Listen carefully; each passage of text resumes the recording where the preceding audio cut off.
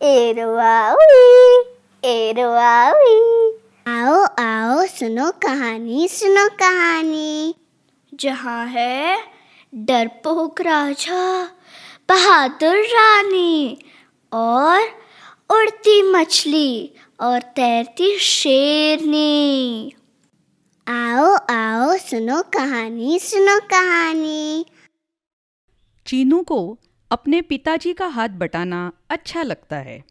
वे कबाड़ी वाले का काम करते हैं और उन्हें बहुत किस्म का सामान मिलता है।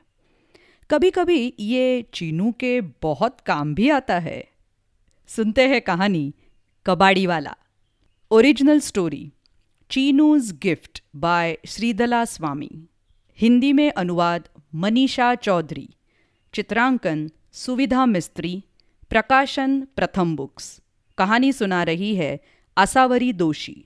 और ऐसी बहुत सारी कहानियाँ सुनने के लिए हमारी वेबसाइट पर ज़रूर पधारिएगा www.booksthatspeak.com। सुनते हैं चीनू की कहानी।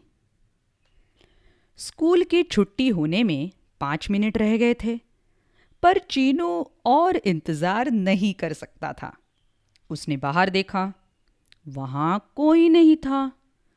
तभी कहीं पास से घंटी की टनटनाहट सुनाई दी। टन टन टन टन टन टन टन टन टन टन टन टन टन टन। चीनू, क्या हो रहा है? टीचर ने कहा। सॉरी अक्का, चीनू बोला।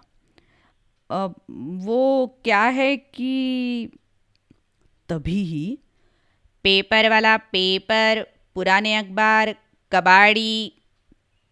चीनू के पिता कबाड़ी वाले ने गाकर पुकारा। चीनू की मुस्कुराहट बाहर तक चमक रही थी। स्कूल की घंटी बजी।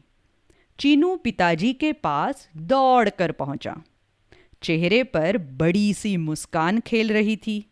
स्कूल में वो अकेला बच्चा था जिसके पिताजी उसे लेने आते थे। चीनू कूदकर ठेले पर जा बैठा और उसने अपने पैर लटका लिए।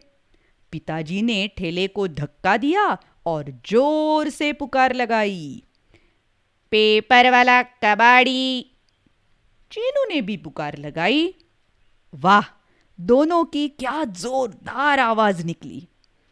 जब एक चौकीदार ने उन्हें रोका, चीनू नीचे कूदा। एक खाली बोरी लेकर वो अपने पिताजी के साथ गया। आज उन्हें जो भी सामान मिलेगा वो इस बोरी में भरा जाएगा।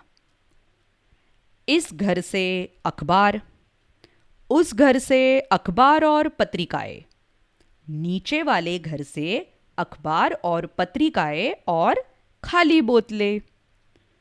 चीनू दौड़कर ठेले से एक और खाली बोरी ले आया। वो लिफ्ट में ऊपर जाने वाले थे।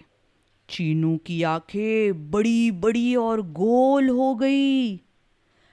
5वीं मंजिल से अखबार और पत्रिकाएं, बोतलें, डिब्बे और किताबें मिली। जब तक उसके पिताजी उस महिला से बात कर रहे थे, चीनू ने सब सामान ऐसे समेटा कि किताबें सबसे ऊपर थी, जहां वो उन्हें देख सकता था।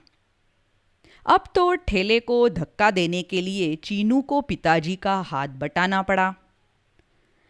घर पर सब सामान सहेज कर रखने के बाद चीनू के पिताजी ने उसे बुलाया। तुम्हारे लिए कुछ है, वे बोले। वही किताब जिसे चीनू पूरी दोपहर भर देखता रहा था। शुक्रिया पिताजी, चीनू बोला। उसके बाद रात को खाने के लिए उन्हें उसे 3 बार बुलाना पड़ा। कहानी खत्म। मुझे और एक सुननी है, उसके बाद और एक।